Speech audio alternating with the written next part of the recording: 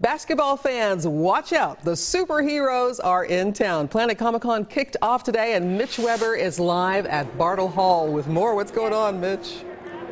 Hey, Cynthia, I am geeked out here. I'm a huge Star Wars fan, but you know, this convention is for anyone who loves anything sci-fi or anything found in a comic book. And I also discovered that this is a first for many of us. Many fans come for the big-name sci-fi celebrities like Michael Dorn or Margot Kidder. I just want to see what it looks like around here. For this 6-year-old boy wonder, Robert is more starstruck by those just like him. I can't wait to meet R2-D2. I have a game of you in my Star Wars game.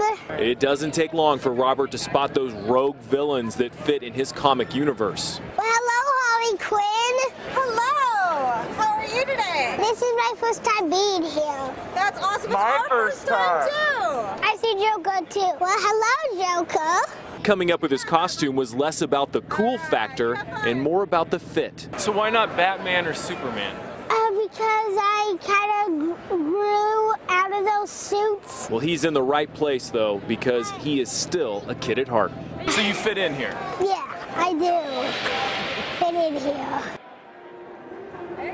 All right, back out here live. Of course, the fun of all this is dressing up, and of course, Robert inspired me to dress up as Chewbacca, if you don't know, from Star Wars. Anyway, Planet Comicon runs all weekend here at the Kansas City Convention Center. Reporting live from Bartle Hall, Mitch Weber, 41 Action News.